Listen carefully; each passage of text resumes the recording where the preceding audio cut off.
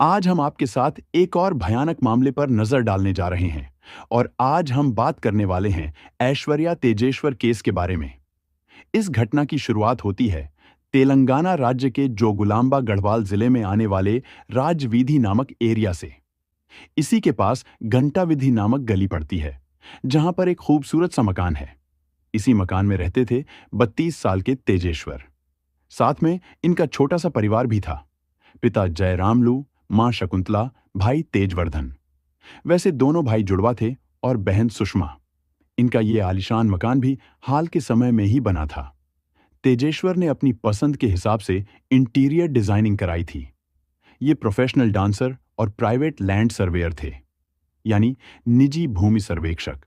इसमें आमतौर पर जमीन का मापन करके उसकी बाउंड्रीज डिसाइड करते हैं, ताकि बाद में किसी के साथ कोई जमीनी विवाद ना हो। इस काम के लिए तेजेश्वर को कुछ समय पहले लाइसेंस भी प्राप्त हुआ था। भले ही सरकारी नौकरी ना हो, लेकिन प्राइवेट तौर पर ऑफिशियली ये काम कर सकते थे। इस काम से पहले ये डांस टीचर थे। बच्चों को डांस सिखाते, उससे इनकी जीविका चलती थी।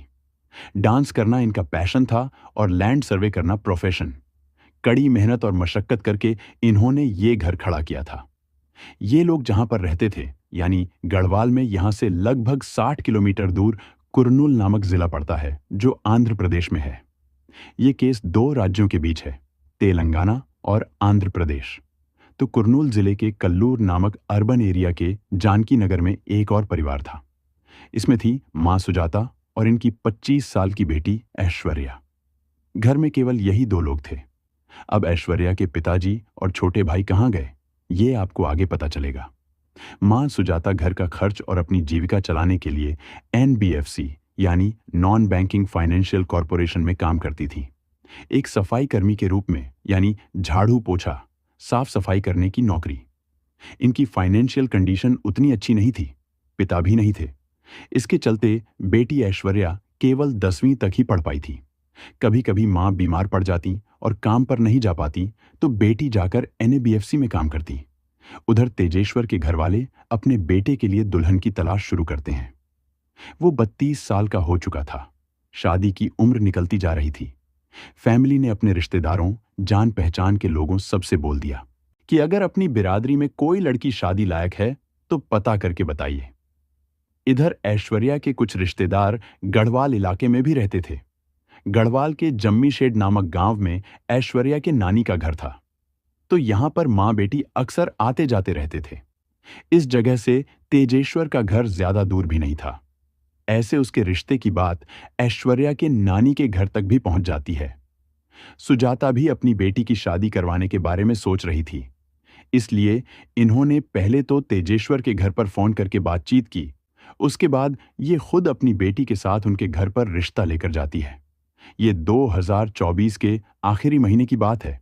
बड़े बुजुर्ग मिलकर सारी चीजें तय करते हैं। पहली मुलाकात में ही ऐश्वर्या और तेजेश्वर ने एक दूसरे को पसंद कर लिया। दिसंबर 2024 में इनकी सगाई होती है। इसके बाद शादी की तारीख निकाली गई फरवरी महीने के लिए, पर कुछ फाइनेंशियल समस्या की वजह से शादी को टाल दिया जाता है। फिर दूसरी तारीख निकली 18 मई 2025 की। इस दिन बीचूपल्ली के आंजनेय स्वामी मंदिर में तेजेश्वर और ऐश्वर्या की शादी होती है। काफी धूमधाम से सब कुछ संपन्न हुआ। दूल्हा दुल्हन बहुत खुश थे। इसके बाद ऐश्वर्या अपने ससुराल घंटा विधि के इस घर में आ गई। एक दो दिन यहां पर रहने के बाद ये वापस अपने मायके कल्लूर चली जाती है। शादी के बाद की बाकी रस्में निभाने के लिए फिर वापस अपने ससुराल आ गई। चूंकि मायके और ससुराल के बीच ज्यादा दूरी नहीं थी, 60 किलोमीटर था, तो ऐश्वर्या का ससुराल से मायके और मायके से ससुराल घूमना होता था। कभी कभी पति तेजेश्वर अपनी बाइक से ड्रॉप कर देते, तो कभी वो अकेले ही चली जाती। सब कुछ नॉर्मल था। अब आती है वो तारीख जिसके बाद इस पूरे परिवार की जिंदगी बदल जाती है। तेजेश्वर को हमेशा जमीन सर्वेक्षण के लिए कॉल्स आते थे और इनको जाना पड़ता था। कई बार काफी दूर भी चले जाते, लेकिन जैसा भी हो, सुबह में ये जाते थे और शाम तक घर लौट आते। 17 जून 2025 की सुबह भी आम दिनों की तरह तेजेश्वर अपनी बाइक से काम पर निकल जाते हैं। आज कई जगहों पर जाकर भूमि सर्वेक्षण करना था। अब धीरे धीरे शाम होता है। तेजेश्वर के घर लौटने का समय हुआ। इस समय इनकी पत्नी ऐश्वर्या भी ससुराल में ही थी। सभी लोग तेजेश्वर के घर लौटने का इंतजार कर रहे थे, मगर ये आते नहीं हैं। जब घर वालों ने उनका फोन ट्राई किया तो लगा नहीं, वह स्विच ऑफ बता रहा था। घर के लोगों की चिंता बढ़ने लगी। ये आसपास रहने वाले रिश्तेदारों से, जान पहचान के लोगों से, तेजेश्वर के जो दोस्त थे उन सब से पूछा गया, कॉल किया गया।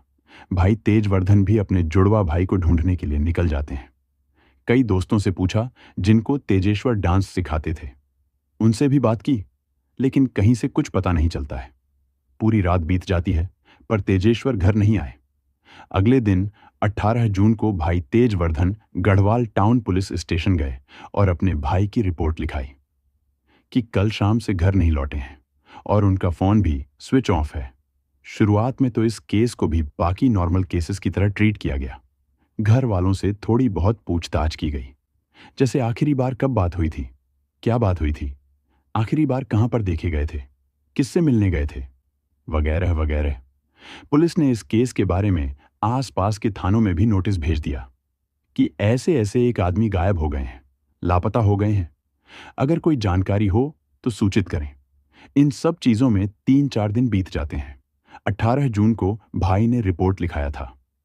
अब तारीख आ गई 20 जून की। कई मीडिया रिपोर्ट्स में है 21 जून। तो 21-22 जून के बीच गढ़वाल से लगभग 140 किलोमीटर दूर आंध्र प्रदेश के नंदयाला जिला में पड़ता है।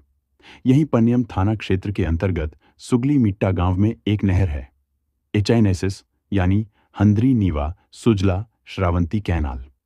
इसी कैनाल के करीब एक खेत था जहां पर कुछ ग्रामीण काम कर रहे थे। वहीं पर इन्हें अजीब तरह की दुर्गंध आनी शुरू हो जाती है। पता नहीं वो क्या है, शायद कोई जानवर कई दिनों से झाड़ी में पड़ा हो। इन लोगों से जब दुर्गंध बर्दाश्त नहीं हुई तो ये उसे हटाने के लिए जाते हैं। जैसे ही इन्होंने नहर के पास झाड़ी में देखा, इनकी हालत खराब हो गई। फौरन इन्होंने पुलिस को सूचना दी। उधर गढ़वाल टाउन की पुलिस ने तेलंगाना के पड़ोसी पुलिस स्टेशन के साथ साथ आंध्र प्रदेश और कर्नाटक के थानों में भी सूचना भेज दी थी। साथ में ये लोग सीसीटीवी कैमरों की भी जांच कर रहे थे। पुलिस ने सर्विस प्रोवाइडर से तेजेश्वर का मोबाइल टॉवर लोकेशन भी निकलवाया। आखिरी बार उसका फोन कहां पर बंद हुआ, वो लोकेशन मिलता है पिन्नापुरम लेक का। 22 जून को सुगली मिट्टा के लोगों ने जब पुलिस को बुलाया और पुलिस झाड़ी में जाकर देखती है तो मिला कि यहां पर एक आदमी पड़ा हुआ है। लगता कि यहां पर कई दिनों से होगा, सड़ने की हालत में था, चेहरा भी पहचान नहीं सकते थे। पुलिस ने जैसे तैसे इसे कुरनूल के गवर्नमेंट हॉस्पिटल भिजवा दिया पोस्टमार्टम के लिए। इसकी सूचना फौरन गढ़वाल टाउन पुलिस को भेजी गई। वहां के एसपी ने एक स्पेशल टीम भी बना दिया था जो तेजेश्वर को ढूंढने में लगी थी। वो टीम कुरनूल हॉस्पिटल पहुंचती है। ये लोग पहले से ही इसी इलाके में आकर कुरनूल टाउन 3 के सीआई और पनियम पुलिस के साथ सर्च ऑपरेशन चला रहे थे, जैसा कि तेजेश्वर के लास्ट लोकेशन में मिला था। जहां जहां पर भी उसकी लोकेशन दिखा रही थी, तेजेश्वर के परिजनों को कुरनूल हॉस्पिटल बुलाया गया कि आकर पहचान कीजिए। पिता समेत कई लोग यहां पर आते हैं। पहले तो पिता ने पहचानने से ही इनकार कर दिया, लेकिन फिर ये हाथ में पहने कड़े और वहां पर बने टैटू से पहचान करते हैं। वहां पर तेजेश्वर ने अम्मा के नाम का टैटू बनवा रखा था, यानी मां का। ऐसे पिता रोते बिलखते हुए बेटे की पहचान करते हैं। पता नहीं चल रहा था कि ये सब कुछ हुआ कैसे। अब डॉक्टर्स ने इसका पोस्टमार्टम किया। इसमें मिलता है तेजधार हथियारों के निशान। गले के आसपास समेत कई जगहों पर कई हिस्सों में ऐसे निशान पाए गए। यानी अब साफ हो चुका था कि ये कोई अनहोनी या जाने अनजाने में नहीं हुआ, बल्कि किसी ने जानबूझकर किया है। पुलिस ने अब तेजी से इस केस की जांच शुरू कर दी। तेजेश्वर जमीनों को मापने का काम किया करते थे। इसमें कई बार विपक्षी पार्टी से बहस भी हो जाता था कि हमारी जमीन बिना पूछे किसी और की जमीन में कैसे माप सकते हो। आपको पता ही है जमीनों का विवाद कितना होता है। इसके चलते कई बार तेजेश्वर 2 पार्टियों के बीच में फंस जाते थे। पुलिस इसी एंगल पर अपनी जांच आगे बढ़ाती है। उधर तेजेश्वर के उस हाल में मिलने वाली जगह पर छानबीन किया गया जिसने यहां पर फेंका होगा। उससे रिलेटेड कोई सुराग मिले। पुलिस ने तेजेश्वर के घर परिवार, दोस्तों, पड़ोसियों, जिनसे भी हो सकता था, पूछताछ किया। कोई दुश्मनी का एंगल हो, जमीनी विवाद, पैसों की लेन देन को लेकर या किसी के साथ अचानक कोई लड़ाई झगड़ा हो गया हो। गढ़वाल के कृष्णा रेड्डी बंगलों के पास पुलिस को एक फुटेज मिलती है कैमरे की। इसमें दिखा कि तेजेश्वर एक कार में पिछली सीट पर बैठे हुए दो लोगों से बात कर रहे हैं। यहां पर फ्रेंडली अंदाज में बातचीत हो रही थी, जैसे कि तेजेश्वर उनको जानते हो। इसके बाद ये भी कार में बैठ जाते हैं और चले गए। कार में टोटल 4 लोग थे। एक तो तेजेश्वर, जो कि ड्राइवर के बगल वाली सीट पर बैठे हुए थे, दूसरा ड्राइवर और 2 लोग पीछे बैठे हुए थे।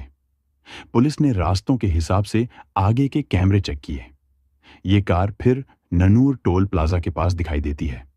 तेजेश्वर के फोन की लोकेशन भी टाइमिंग के हिसाब से यहीं की शो हो रही थी, यानी वो अभी भी कार में है।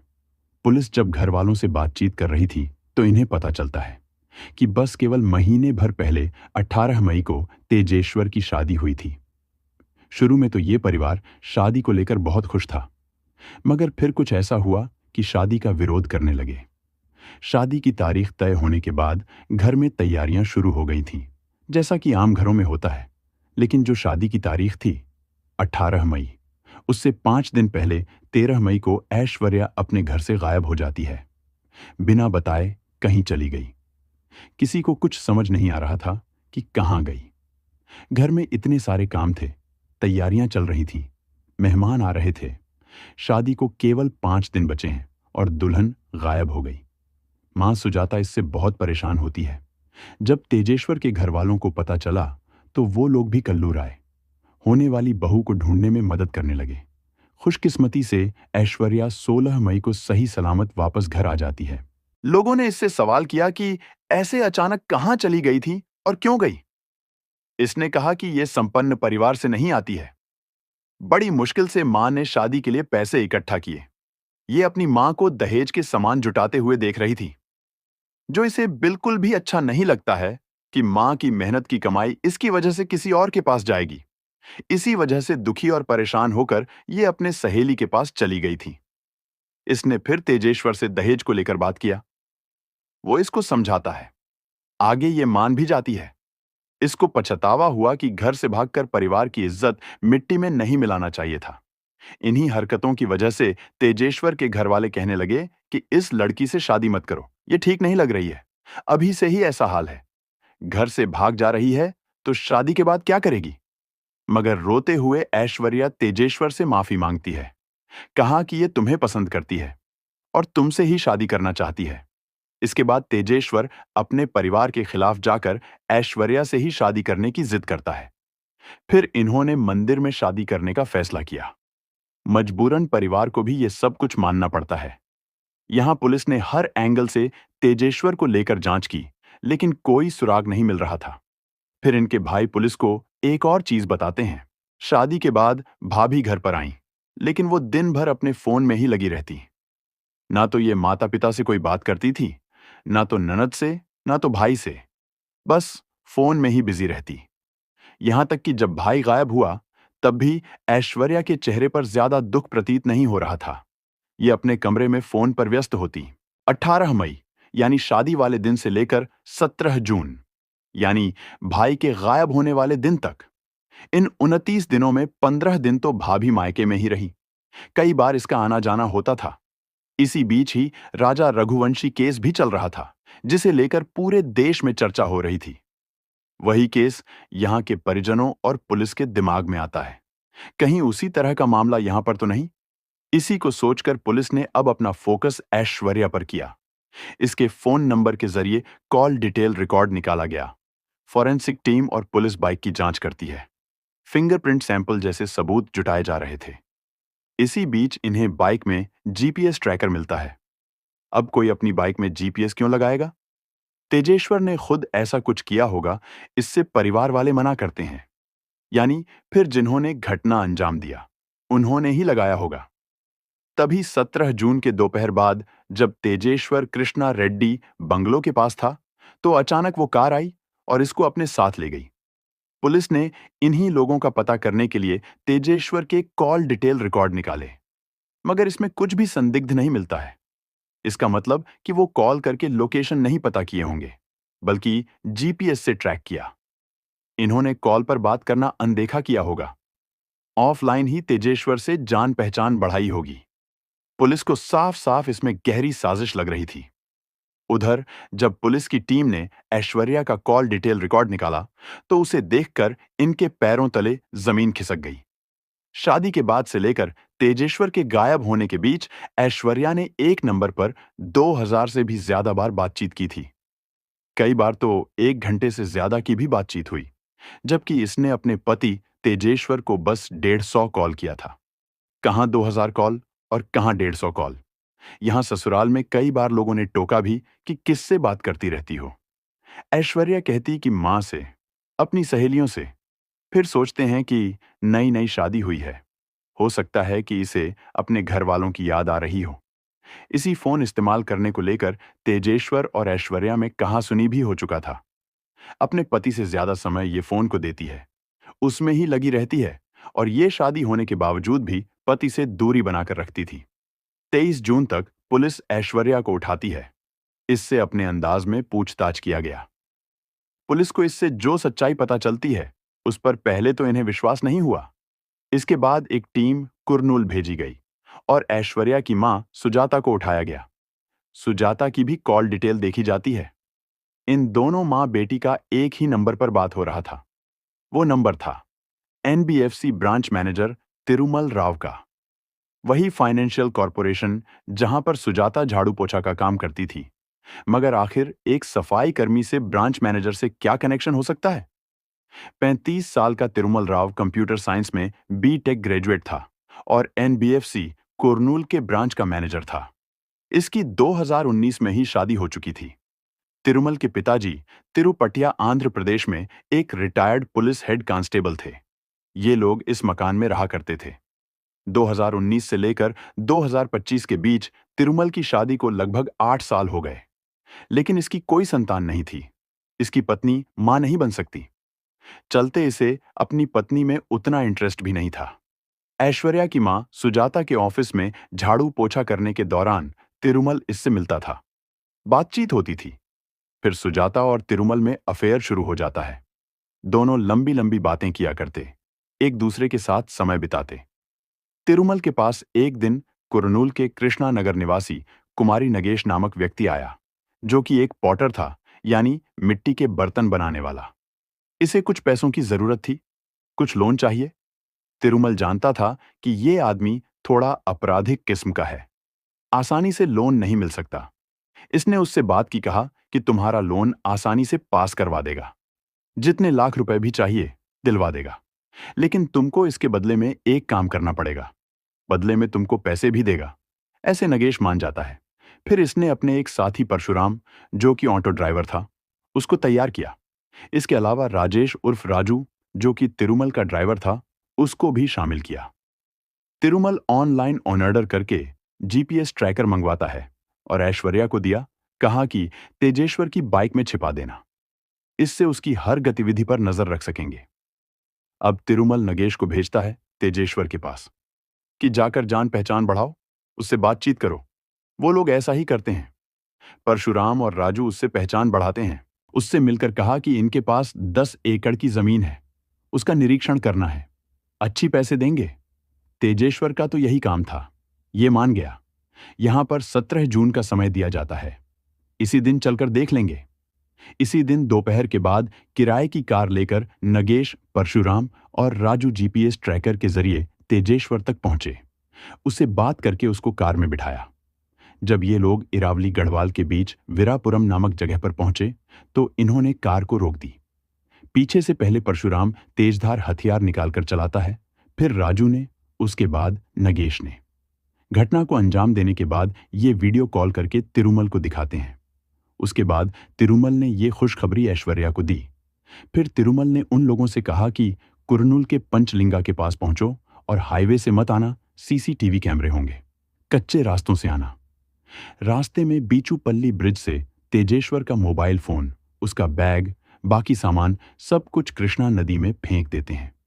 फिर तिरुमल राव ने इनसे मिलकर तेजेश्वर की पहचान की। इसके बाद ये तीनों साथियों को नए कपड़े देकर चेंज करने को कहा, साथ में 1 लाख रुपए दिए। बाकी पैसे ये 20 जून को देगा। पहले प्लान था कि किसी रियल एस्टेट इलाके में जाकर दफन कर देंगे। ऊपर मकान या बिल्डिंग बन जाएगी। लेकिन वहां पर लोगों की आवाजाही चल रही थी। इससे प्लान कैंसिल करना पड़ा। फिर इन्होंने उसे पन्ने के इलाके में नहर के पास झाड़ी में फेंक दिया। ये अपने खून वाले कपड़ों को नहर में फेंक देते हैं। सुजाता और तिरुमल के बीच प्रेम संबंध चल रहा था। जब किसी कारण से सुजाता काम पर नहीं आती तो उसकी जगह पर ऐश्वर्या चली जाती थी। इस तरह से इसकी भी तिरुमल से मुलाकात होती थी, जिस वजह से इन दोनों का भी अफेयर शुरू हो गया। मतलब एक साथ माँ बेटी के एक ही आदमी से आशिकी चल रही थी। सुजाता के साथ तो काफी समय पहले शुरू हो गया था, लेकिन ऐश्वर्या से बहुत बाद में। शुरू में तो दोनों माँ बेटी को एक दूसरे के रहस्य के बारे में नहीं पता था, लेकिन फिर पता चल जाता है।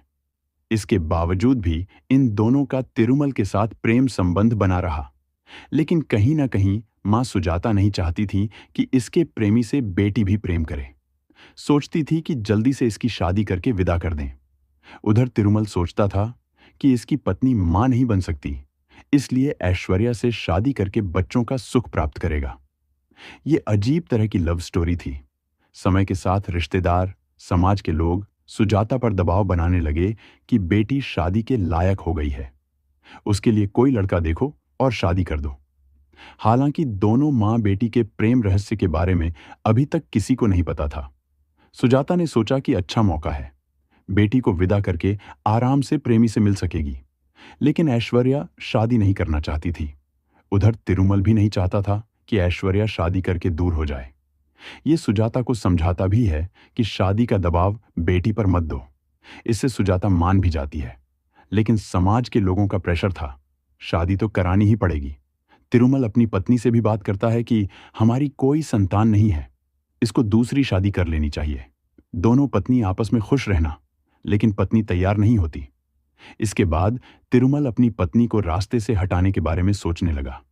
पर फिर हुआ कि समाज के लोगों को पता चला तो क्या सोचेंगे, बहुत बदनामी होगी।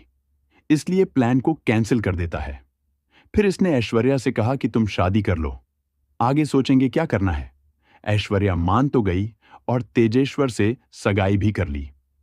पहली बार शादी की तारीख तय हुई फरवरी में, लेकिन वो ऐश्वर्या की वजह से टल जाता है।